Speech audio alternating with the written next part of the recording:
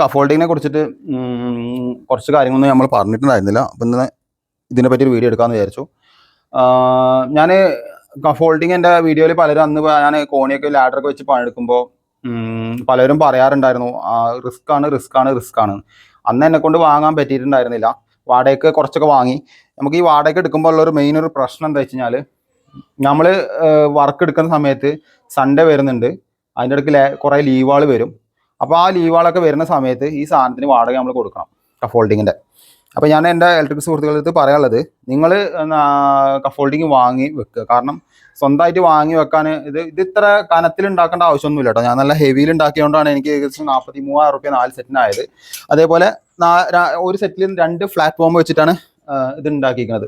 പിന്നെ അതിന് കാലിൽ നമ്മൾ 2 അടിയോളം പൊക്കാൻ വേണ്ടിയിട്ടൊരു എക്സ്റ്റൻഷൻ കൊടുത്തിട്ടുണ്ട്. അത് ചെരുവിലും വളവിലൊക്കെ കറക്റ്റായിട്ട് നിൽക്കാൻ പറ്റും. അല്ലെങ്കിൽ സ്റ്റെപ്പൊക്കെ വരുന്ന ഭാഗത്ത് നമുക്കൊരു അഡ്ജസ്റ്റ് ചെയ്ത് നിർത്താനൊക്കെ പറ്റിയ സാധനം. അപ്പോൾ അതുകൊണ്ട് ഞാനത് 8 സെറ്റ് അത് വേറെയും, 8 സെറ്റ് എന്ന് പറഞ്ഞാൽ 8 എണ്ണം വേറെയും വാങ്ങി. അതിൽ നിന്ന് ഒരു 2 സെറ്റിലേക്ക് ഇടാൻ പറ്റിയിട്ടുള്ള സെറ്റപ്പ് അതും വാങ്ങിയിട്ടുണ്ടായിരുന്നു.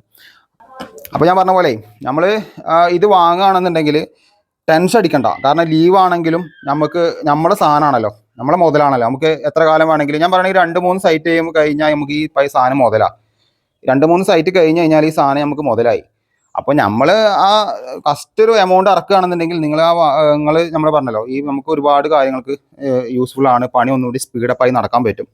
അപ്പോൾ ഇതിനൊക്കെ കാരണം എന്ന് പറയുന്നത്, ഞാൻ എൻ്റെ യൂട്യൂബിൻ്റെ റവന്യൂ വെച്ചിട്ട് വാങ്ങിയതാണ്. അപ്പോൾ ഇത് നമ്മൾ എന്താ വെച്ചാൽ നമുക്ക് വാങ്ങുന്നതിനനുസരിച്ചിട്ട് നിങ്ങൾക്കിപ്പോൾ യൂട്യൂബ് റവന്യൂ കാര്യങ്ങളൊന്നും ഉണ്ടാവില്ല. പക്ഷേ നിങ്ങൾക്ക് ഇത് വാങ്ങാം.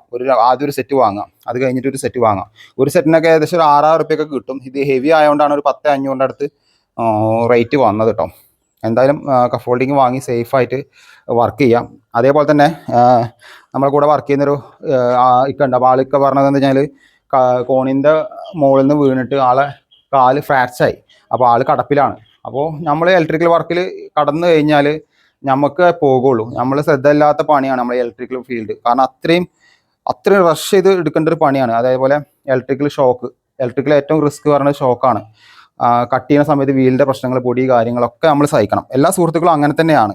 അപ്പോൾ അത് നമ്മൾ സേഫായി നോക്കുകയാണെങ്കിൽ നമുക്ക് അപകടങ്ങൾ കമ്മിയായി കിട്ടും. പിന്നെ അതേപോലെ തന്നെ നമ്മൾ ഉപയോഗിക്കുന്ന കോഡ് വയർ ഉണ്ടല്ലോ, ഏകദേശം 2 പൊളിക്കുന്ന മെഷീൻ്റെ കോഡ് വയർ, അതായത് 2 പൊളിക്കുന്ന മെഷീൻ്റെ പൈസക്ക് ഞാൻ കോഡ് വയർ വാങ്ങി. ഏകദേശം 10,000 ചില്ലാൻ റുപ്യൻ്റെ അടുത്തായി ആ കോഡ് വയറിന്. നമ്മൾ ഉപയോഗിക്കുന്ന കോഡ് വയർ, ഞാൻ വയർ ഉപയോഗിക്കാറില്ല.